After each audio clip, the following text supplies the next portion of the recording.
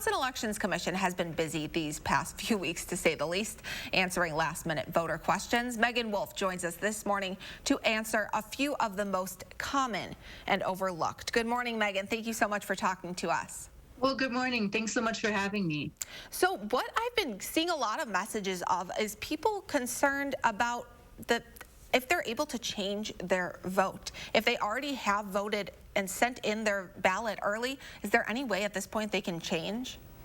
So state law, so this isn't a policy decision, but state law says that if you've returned your absentee ballot, so if you sent it back in the mail, if it's been received or returned to your clerk, that you may not vote a in-person ballot at the polls on election day.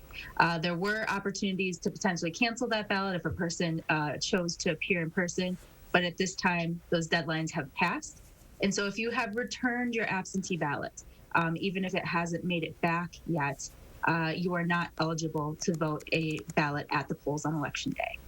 And speaking of deadlines, another deadline has passed to mail in your ballot. There's not enough time anymore to drop that absentee ballot in the mail. It won't get to you guys in time for election day. So if somebody didn't know this and perhaps they put their ballot in the mail on Friday or Saturday, is there anything they can do at this point?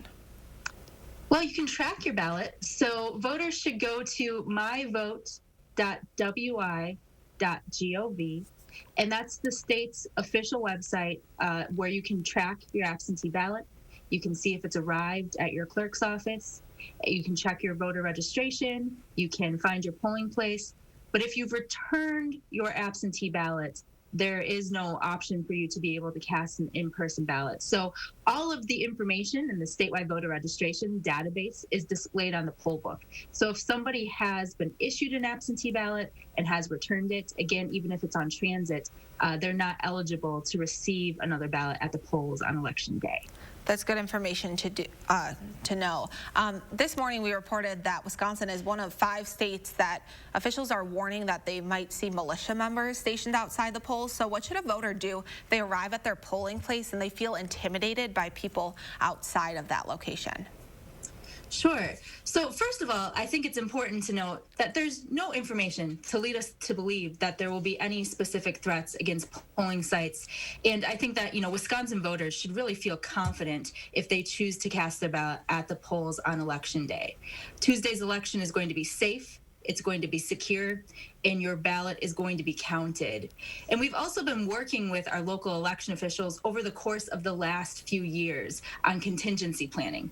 So contingency planning is nothing new to your local election official because they create plans to ensure that if they do have an issue at the polls on election day, if something is to arise, that they can quickly engage law enforcement and they can avoid any disruption at the polling places. And so if anybody does feel intimidated at the polls or they see an issue, they should bring that to the attention of their chief inspector because, again, those local election officials are trained in contingency planning and are able to engage law enforcement when that's appropriate and to continue the orderly conduct of the election at the polls. And hundreds of members of the National Guard have been activated as well, so that should provide some peace of mind. Last question I wanted to ask, if somebody the polls close at 8 p.m. at night, so if somebody gets in line, say at 7:59 at night, will they still be able to vote, or do they have to have physically casted their ballot by 8 o'clock? Yeah, if you're in line by 8 o'clock, the law says that you're able to proceed to vote, to cast your ballot. So at 8 o'clock, they're going to mark the last sort of person in line. They're going to have someone step in line. Usually they have a yellow vest on or something that shows this is where the line was at 8 o'clock. And so anybody that has been in line already will be able to proceed to cast their ballot. This is all great information to know. Megan, thank you so much for making time to talk to us. I know you are so busy right now, so thank you for spending what was supposed to be a day of rest, Sunday, on air with us. Thank you. Of course. Thanks so much for having me. I really appreciate the opportunity. Wishing you a great election week. Now let's change things